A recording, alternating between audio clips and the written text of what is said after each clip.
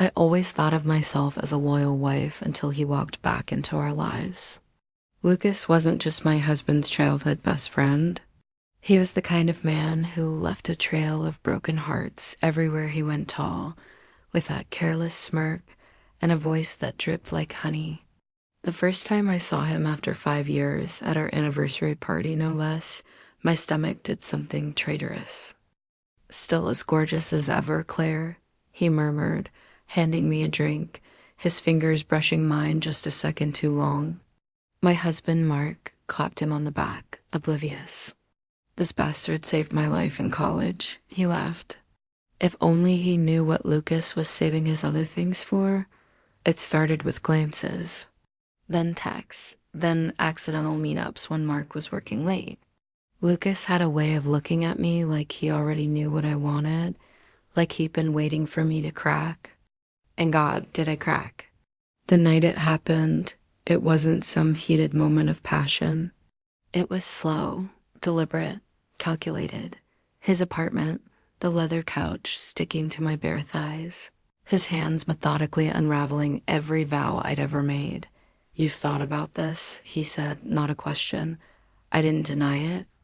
Now, every time Mark hugs him, laughs with him, trusts him, I have to bite my tongue until it bleeds. Because Lucas, he doesn't do love, he does ownership, and the worst part, I'm not sure I want him to stop. The air between us crackled with unspoken tension every time Lucas walked into the room after that night. Mark remained blissfully unaware, his laughter booming as he clapped Lucas on the shoulder, completely oblivious to the way his best friend's fingers lingered, just a fraction too long when handing me a glass of wine, or how his gaze dropped to my lips whenever Mark turned away. I told myself it was just one mistake, one moment of weakness, but then Lucas texted me a single photo, a crumpled sheet of paper with my handwriting from years ago. A love note I'd written Mark during our engagement that Lucas had somehow kept all this time. "Remember when you used to write things like this?" He'd written beneath it. My stomach twisted. He'd been watching me far longer than I'd realized. Our secret meetings became more frequent, more daring quick trysts in hotel rooms booked under fake names, stolen moments in the backseat of his car parked just around the corner from my house. Even one reckless afternoon when Mark was home but upstairs taking a nap while Lucas pressed me against the kitchen counter, his hand clamped over my mouth to keep me quiet. The guilt gnawed at me constantly, but the thrill was addictive. Lucas knew exactly which buttons to push, whispering all the things Mark hadn't said to me in years, how beautiful I was, how badly he wanted me, how he'd thought about this for so damn long. Then came the day I found the pregnancy test in my bathroom trash. Positive. My hands shook as I calculated dates. It could be Mark's, it could be Lucas's. When I told Lucas, his reaction wasn't what I expected. No panic, no demands, just a slow smirk as he traced my jawline with his thumb. "Guess you're mine now, either way," he murmured. That's when I realized I'd never been in control. Lucas had been playing a long game, and I'd walked right into it.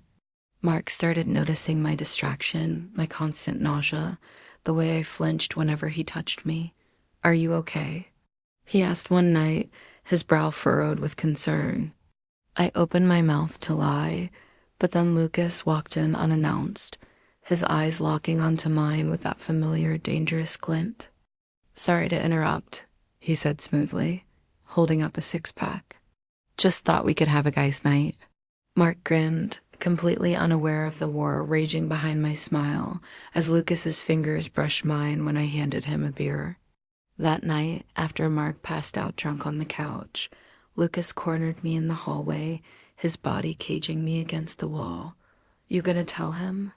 He breathed against my neck, one hand sliding possessively over my still flat stomach. I shook my head frantically, tears pricking my eyes. "Good girl," he purred, kissing me so deeply I forgot how to breathe. The next morning, Mark found the positive test I'd stupidly left on the bathroom counter. His face went pale. "Claire?" he whispered, holding it up with trembling hands. Lucas, who'd stayed over, chose that exact moment to walk out of the guest room shirtless, scratching his stomach lazily like he owned the place. The look on Mark's face as he connected the dots, the betrayal, the heartbreak, the sheer devastation would haunt me forever. Lucas didn't even flinch. He just crossed his arms and watched the destruction unfold with that same infuriating smirk. Now I'm standing in the wreckage of my marriage, Lucas's hand resting on the small of my back like a brand, and I realized too late he didn't just want an affair. He wanted to win. And I handed him the victory on a silver platter. The days after Mark discovered the truth blurred together in a haze of screaming matches, tear-stained divorce papers, and the suffocating silence of our once happy home, now filled with ghosts of what I'd destroyed. Mark moved out within the week, taking only his clothes and the wedding photo from our bedside table, the glass cracked down the middle, where he'd thrown it against the wall. Lucas, meanwhile, became increasingly possessive, showing up at my work unannounced, calling at all hours, his texts growing more demanding. Did you eat today? Who are you talking to? You're mine now, act like it. What had once felt thrilling now felt like a collar tightening around my neck. The pregnancy progressed, and with each doctor's visit, Lucas insisted on coming, his large hand gripping mine too tightly in the waiting room, as if daring me to pull away. When the ultrasound revealed twins, his smile turned feral. 2 more reasons you'll never leave me, he whispered against my temple while the technician looked away uncomfortably. Mark filed for full divorce, refusing to even consider the babies might be his. I don't care what the DNA says, he spat during our last conversation, his voice raw with grief. You made your choice. The court date loomed, but Lucas had other plans. One rainy evening, he arrived with a velvet box and an ultimatum: marry him before the babies came or he'd sue for sole custody, leveraging his family's wealth and connections against my unstable environment. That night, as I lay awake, staring at the ring glittering mockingly on my nightstand, my phone buzzed with an unknown number. A photo of Mark at a bar, his arm around a smiling brunette. He's already moved on, Lucas murmured from the doorway, having clearly sent it himself. While you're still clinging to scraps, something in me snapped. Waiting until Lucas fell asleep, I packed a single bag, took the emergency cash I'd hidden in a tampon box, and fled to the only person I knew could help Mark's sister, Rachel, who'd always seen through Lucas's charm. When I showed up sobbing on her doorstep at 3 a.m., her face hardened with determination. I've been waiting for this call, she said, pulling me inside. Over bitter coffee, Rachel revealed truths that turned my blood to ice. Lucas had done this before. Mark's high school girlfriend, a college fling, all accidentally pregnant, all left ruined. He doesn't want you, Rachel said grimly. He wants to own you and destroy my brother in the process. The next morning, as Lucas's furious calls blew up my burner phone, Rachel connected me with a family law attorney who specialized in abusive situations. We'll get restraining orders, fight for custody, expose his pattern, the attorney assured me. But as I placed a trembling hand on my swelling stomach, I realized the cruelest twist. The babies inside me might be my salvation or my shackles. And Lucas? He had already texted my new number. Run all you want, Claire. You'll always come back. You're pregnant with my legacy. The weeks that followed became a dangerous game of cat and mouse. Rachel's apartment turned into my war room, stacks of legal documents piling up on her kitchen table, security cameras installed at every entrance, and the constant hum of anxiety vibrating through my bones. My attorney, a razor-sharp woman named Diane with steely gray eyes, laid out our strategy with military precision. We'll file for a protective order first, then establish paternity through a court-ordered test after the birth. Her pen tapped against the paperwork. But you need to understand, he's not going to disappear quietly. Lucas proved her right within days. Flowers arrived daily at Rachel's door. White lily, my favorite, each bouquet more extravagant than the last. Then came the envelopes slipped under the door, containing ultrasound photos he'd somehow obtained from the clinic.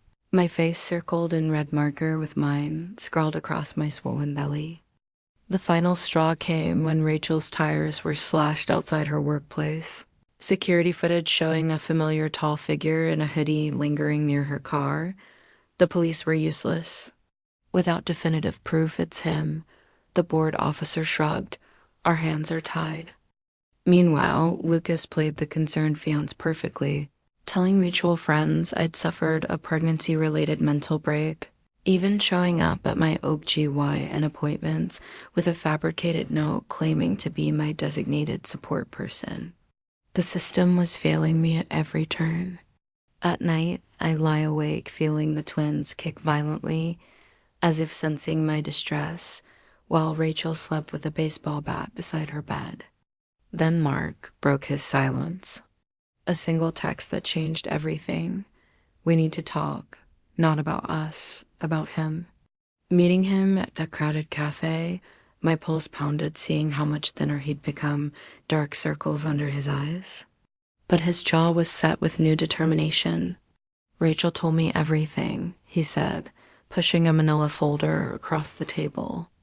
Inside were printed emails between Lucas and his college roommate bragging about stealing Mark's girlfriends, screenshots of financial records showing Lucas had been paying private investigators to follow me for months before our affair even started. This wasn't about you, Mark said quietly. This was always about hurting me, and you walked right into his trap. Realization hit like a physical blow. I'd been nothing more than a pawn in Lucas's decades-long game of psychological warfare against his supposed best friend. That night, as I sorted through the damning evidence, my phone buzzed with a new message from Lucas, a photo of Rachel's apartment building taken that evening. No text, just the image. My blood ran cold. The next morning, Diane called with urgent news. Lucas had lawyered up with one of the most ruthless family attorneys in the state. He's going for full custody based on alleged instability, she warned, and he's got some powerful people backing him.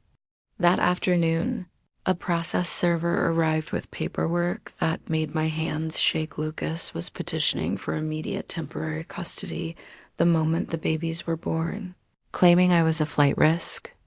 As the legal news tightened, Mark made an unexpected offer. Marry me, for real this time. At my stunned silence, he clarified quickly. Not a real marriage, a legal one. In this state, a husband is presumed father of any children born during the marriage. It would force him to fight through both of us. The plan was risky, possibly unethical, but the desperate look in Mark's eyes mirrored my own terror. I should have protected you from him years ago, he admitted, running a hand through his hair. Let me fix this. That night, as I stared at my reflection in Rachel's bathroom mirror, my rounded stomach protruding beneath my oversized shirt, I realized the twins would arrive within weeks. And when they did, the real battle would begin. Lucas's final text that evening confirmed it. Tick-tock, Claire. You can't hide forever. Our children will know their father. Outside, a summer storm raged, thunder shaking the windows like a warning. Somewhere out there in the darkness, Lucas was waiting. And he always got what he wanted. The days blurred together in a haze of legal maneuvering and sleepless nights. Mark and I went through with the courthouse marriage, a cold, clinical affair with Rachel and Diane as our witnesses. The judge raised an eyebrow at my obvious pregnancy and Mark's tight grip on my hand, but said nothing. We emerged as Mr. and Mrs. Thompson again, the weight of the gold band on my finger feeling more like a shackle than a shield. Lucas's response came within hours. A lawsuit challenging the marital presumption of paternity, accompanied by a vicious smear campaign in the press. Suddenly, tabloids ran stories painting me as an unstable adulteress and Mark as a cuckolded husband in denial.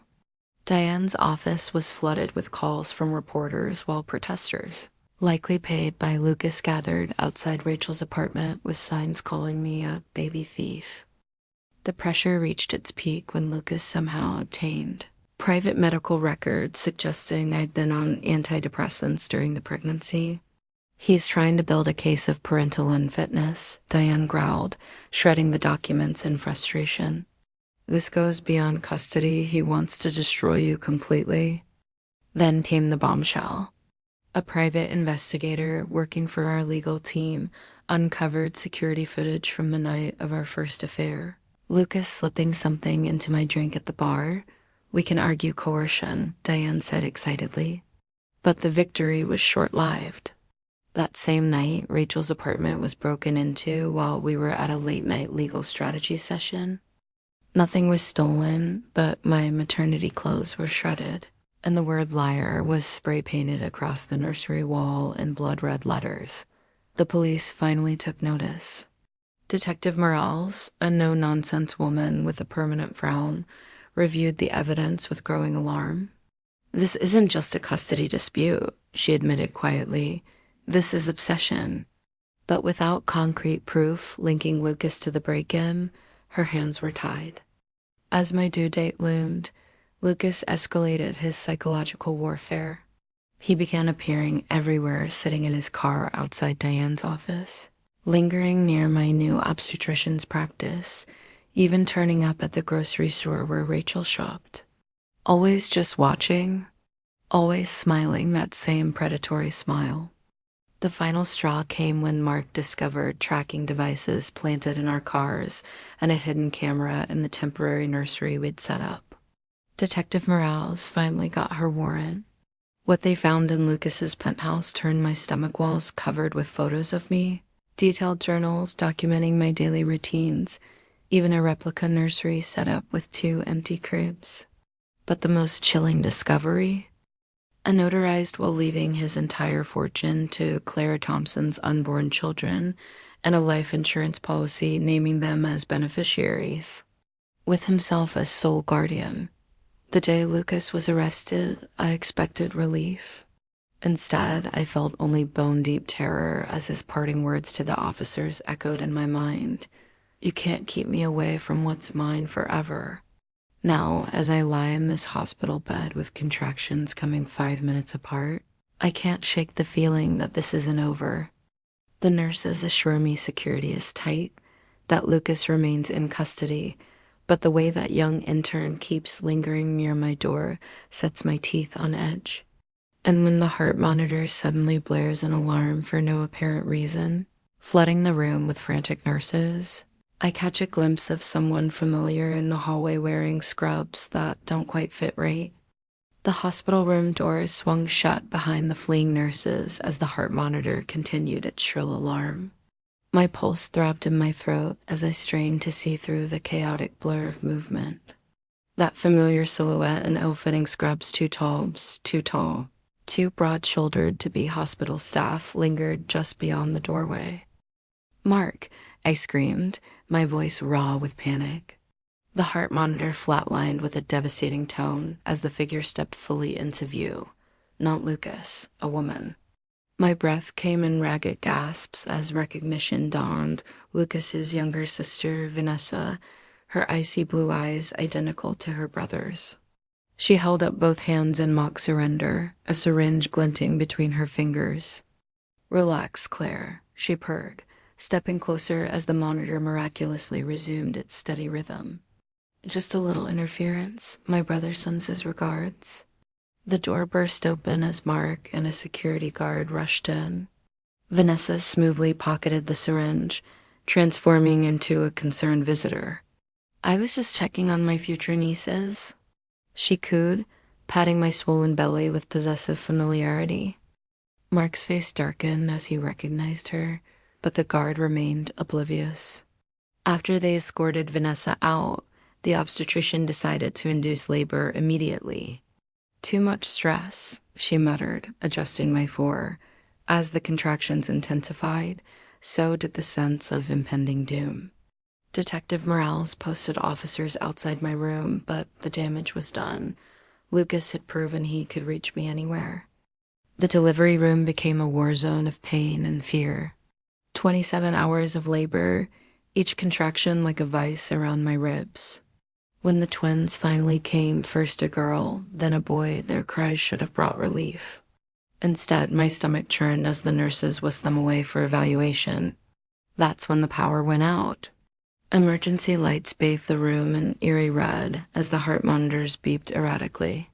Mark gripped my hand as shouting erupted in the hallway. A nurse rushed in, face ashen. "We need to move you, now."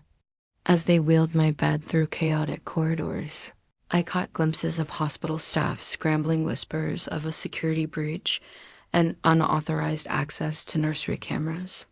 My milk came in with a painful surge as primal fear took over. Where were my babies?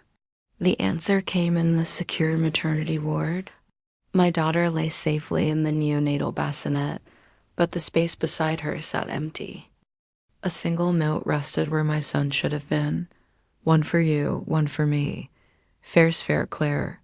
Mark's roar of anguish shook the walls as Detective Morales barked orders into her radio. But all I could hear was Lucas's voice whispering in my memory, "You'll always come back to me." Somewhere in the hospital's labyrinthine corridors, a fire alarm began to wail. The hospital descended into chaos as the fire alarm shrieked through the corridors. Security teams locked down every exit while nurses rushed newborns into secure areas. Mark clutched our daughter to his chest, his face a mask of barely controlled rage as Detective Morales shouted into her radio. "Amber alert issued. Suspect believed to be wearing hospital scrubs, possibly accompanied by female accomplice." My body shook with primal terror as I struggled to stand on wobbly postpartum legs. "He wouldn't risk taking him far," I gasped, clutching my aching abdomen. "Lucas needs to prove he can outsmart us all." The security footage showed a blurry figure in surgical mask carrying a bundled blanket toward the service elevators, but when SWAT teams stormed the basement, they found only discarded scrubs and a mocking note pinned to a supply closet door. "Game recognizes game, Claire." Then came the phone call. Not from Lucas, but from his high-powered attorney. "My client is prepared to return the child unharmed," the smooth voice stated, "under specific conditions." The demands made my blood run cold. Full custody of both twins, signed termination of Mark's parental rights, and my public recantation of all accusations against Lucas. "Otherwise," the attorney continued, "my client can't guarantee where the boy might surface next. The foster system is so unpredictable." The Detective Morales set up a trace while Mark nearly shattered his phone, slamming it against the wall.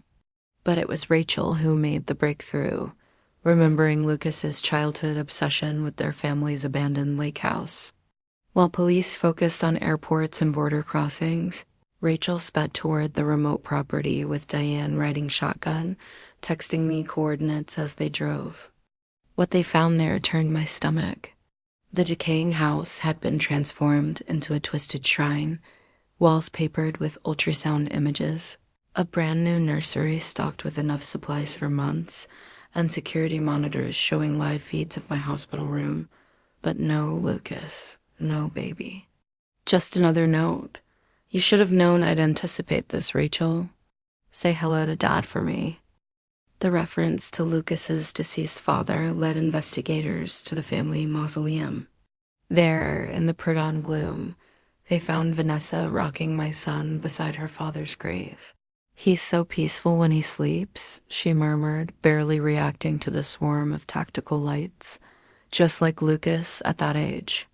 But Lucas himself remained frustratingly absent until the hospital security tapes revealed the truth. While everyone chased decoys, he'd been hiding in plain sight. Disguised as a janitor, he'd spent hours lingering near the NICU, studying routines, making notes, preparing. The FBI took over the case as disturbing patterns emerged. Lucas had withdrawn $250,000 in untraceable cash the week before. His private jet remained hangared, but 3 charter planes had departed the area that night, all under fake manifests. Most chillingly, his home safe contained detailed dossiers on every nurse in the maternity ward, complete with vulnerabilities and financial pressures.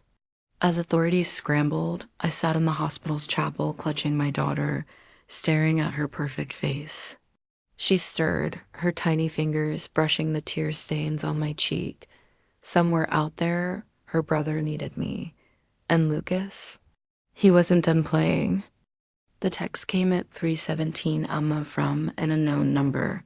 You kept the girl, I kept the boy. Let's see which of us is the better parent. Attached was a photo of my son, swaddled in blue, sleeping peacefully beneath a mobile I recognized from Lucas's penthouse nursery. The timestamp showed it had been taken just 11 minutes earlier. Detective Morales swore violently when she saw it. That son of a bitch never left the city. Outside the hospital windows, dawn painted the skyline in hues of blood and gold. Somewhere in those waking streets, my child waited. And this time, I wouldn't send anyone else to find him. The FBI traced the photo's metadata to an upscale high-rise. Just 8 blocks from the hospital, a property Lucas owned under a shell corporation. While tactical teams surrounded the building, I made a decision that would change everything. I'm going in alone. Mark and Detective Morales protested, but I knew Lucas better than they did. If this was a game, he'd want me to play the final move. I left my daughter in Mark's arms, kissed her forehead, and walked into the lobby with nothing but my phone and a wire hidden beneath my sweater. The penthouse elevator opened to a surreal scene, soft classical music, the scent of expensive bourbon, and Lucas lounging in an armchair like a king on his throne. In a bassinet beside him, my son slept peacefully. Claire, Lucas smiled, swirling his drink. I knew you'd come. Every instinct screamed to grab my baby and run, but I forced myself to sit across from him, playing his game one last time. What do you really want, Lucas? His smirk faltered, just for a second.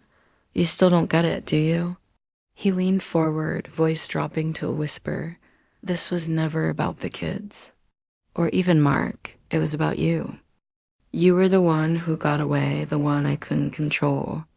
And that I couldn't allow. The wire picked up every damning word. A crash echoed as SWAT breached the door. Lucas didn't resist, just locked eyes with me as they cuffed him. You'll never be free of me, Claire, he murmured. I'll appeal. I'll drag this out for years, and one day I'll come for what's mine. But he was wrong. The evidence was overwhelming: kidnapping, coercion, stalking. Lucas got 25 years without parole. Vanessa cut a deal, testifying against him in exchange for a later sentence. And my son? He came home that same day, swaddled in an FBI blanket, his tiny fingers curling around mine as if he'd never let go.